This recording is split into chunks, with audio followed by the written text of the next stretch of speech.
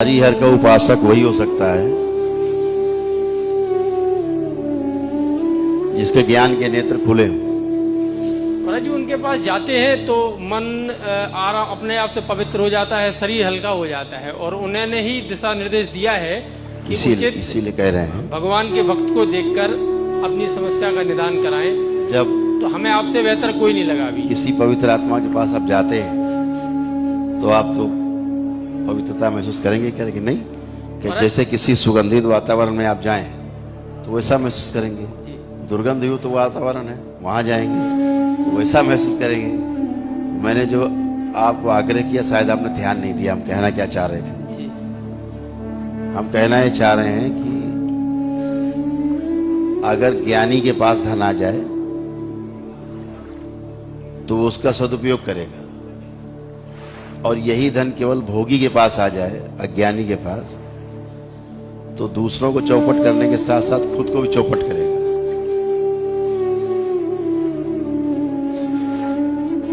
कहा थोड़ा है, इसको समझना बहुत। तो जिन परंपराओं से, दो ही परंपराएं, ब्रह्मा को तो बोल दिया गया कि पूजा नहीं होगी तुम्हारी, किनारे बैठे रहो, तुम्हारा कोई काम नहीं है। अब बचे विष्णु और महेश, ठीक, दो ही की पूजा होती है।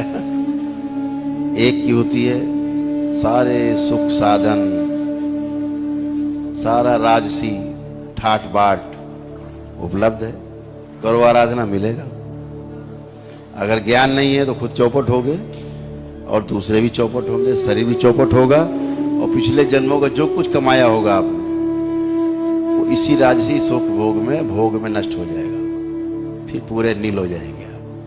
और अगर आपके पास पहले से ज्ञान है, ठीक है, और फिर आपको सब मिल गया ये, तो आप और बढ़ा लेंगे अपना पुण्य, ठीक है। 99.999% ऐसा ही हो रहा है। इसलिए आदमी संकट में है ना जी महाराज जी। तो हम देखते हैं बहुत बड़े बड़े संकट देखते हैं। जी महाराज जी। लड़के आते हैं, लड़कियां बनी रहती हैं, लड़कियां होती लड़के बन जाते हैं, और ऐसा भोग में लिप्त हैं, बोल दो तो काट खाएं। वो एनर्जी है, एक योग की, एक भोग की। शिव की जो एनर्जी है योग की है, साधना की है, ज्ञान की है, वैराग्य की है, और दूसरी जो एनर्जी है भोग की है, राशि ठाट बाट की है रे।